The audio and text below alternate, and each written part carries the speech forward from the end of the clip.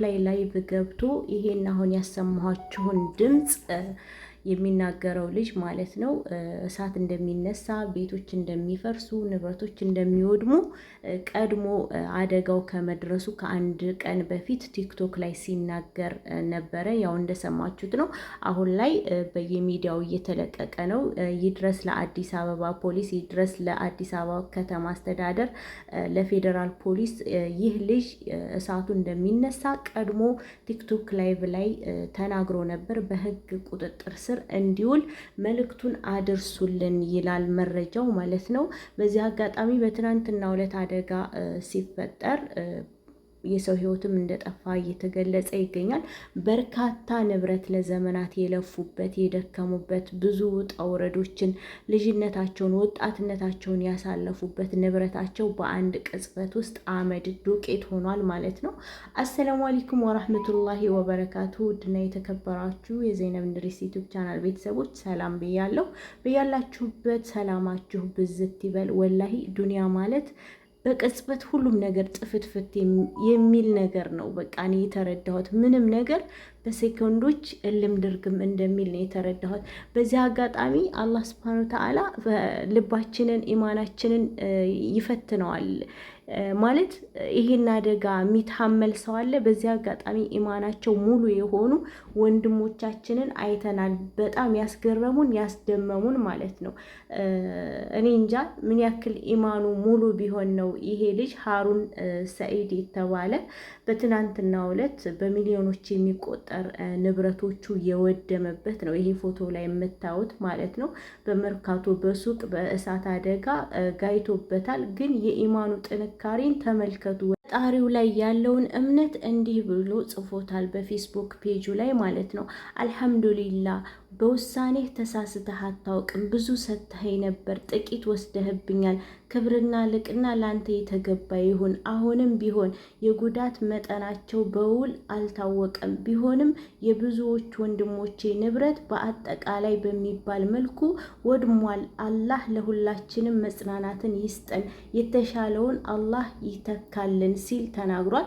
ሲቀጥል ብዙዎቻችሁ እየተቀባበላችሁ ልታግዙን እየሞከራችሁ ነው። በጣም እናመሰግናለን። ግን እኔ ከብዙ አላህ ከሰጠኝ ጸጋዎች በጥቂቱ ስለሆነ የወሰደው በጥቂቱ ስለሆነ የነካይ ለእኔ የምታደርጉልኝን ገቢ ለወንድሞቼ እንድታደርጉ በትህትና እጠይቃለሁ። አላህ ሱብሓነሁ ወተዓላ ጠቃሚውን ለእኛ ይወፍቀን ሲል ተደምጧል ማለት ነው። ይሄ ልጅ ምንድን ነው ያለው በፌስቡክ ፔጁ ላይ? እንግዲህ በጣም ባለሀብት ነው። በጣም ብዙ ንብረቶች ወድመውበታል። ነገር ግን ካጠፋህብኝ ይልቅ ያለኝ ይበቃኛል። ለእኔ የምታደርጉትን እርዳታ ለሌሎች ወንድሞቼ ስጧቸው። ብዙ ወንድሞቻችን ሙሉ በሙሉ ንብረቶቻቸው ወድመዋል። አልሐምዱሊላህ አለ ኩል ሀል ብሏል። በዚህ ሰዓት አልተስገበገበም። ለእኔ ብቻ ስጡኝ አላለም። በዚህ ሰዓት ብዙ ነገር የታየበት ክስተት ነው። ቃል ለምድር ለሰማይ፣ ወደፊትም በእሳት ነው የምንጠራርገው አዲስ አበባን። ሌሊት እናደርገዋለን። ከዚህ በኋላ ተናግረናል። እኛ በወሬ ብቻ የምንተው አይደለንም።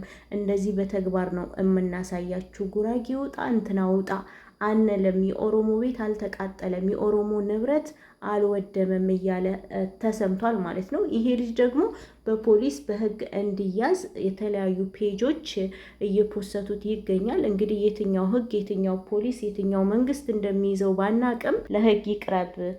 እንዴት አወቀ እሳት እንደሚነሳ ከየት አመጣው የሚለው መረጃዎች እንዲጣራልን እንፈልጋለን ተብሏል ማለት ነው። ምክንያቱም ከትላንትና በፊት ላይቭ ላይ ቲክቶክ ላይቭ ላይ እንዴት ይህን ሰፈር እናፍርሰው እያለ እየተወያየ ነበር። እንግዲህ ላይቭ ገብቶ ይሄንን መርካቶ ሸማተራ የሚባለውን አካባቢ እንዴት አድርገን ማፍረስ እንዳለብን እያለ እየተወያየ ነበር በሶሻል ሚዲያ ተብሏል።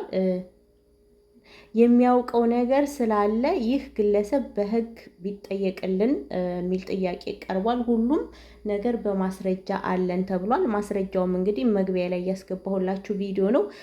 ሌላም ካለ እናመጣለን ማለት ነው። በዛ ቅጽበት በዛ እሳት ንብረታችሁ ለወደመባችሁ አላህ ሱብሃነሁ ወተዓላ የተሻለውን ይስጣችሁ። ምናልባት ይሄ ነገር ለእናንተ ጠቃሚ ስላልሆነ ሊሆን ይችላል። አንዳንዴ እኛን የሚጎዳን ነገር የሚመስለን አላህ ደግሞ ለእኛ መልካም ሊያደርግልን ሲያስብ ሊሆን ይችላል እና በጣም ከባድ ነው የደረሰው እዛች ቦታ ላይ። በጣም አሳዛኝ ነው። ስንት ዓመት ለፍተው ወጣትነታቸውን ደክመው ስንት ነገር ሆነው ያፈሩት ንብረታቸው በቅጽበት እንደዚህ ውድም ሲል ወላሂ በጣም ያሳዝናል። አላህ ይዘንልን፣ ለሁላችንም ይቅር ይበለን። በዚህ አጋጣሚ ደግሞ ክፉና ጨካኝ እጅግ በጣም ለሰው ልጅ የሰውነት ባህሪ የሌላቸው አረመኔዎች አሉ። በዝርፊያ የተሰማሩ ምናምን ድርጊቱ ከመፈጸሙ በፊት እንዴት አድርገን ያን አካባቢ እናፈርሰው ተብሎ ላይ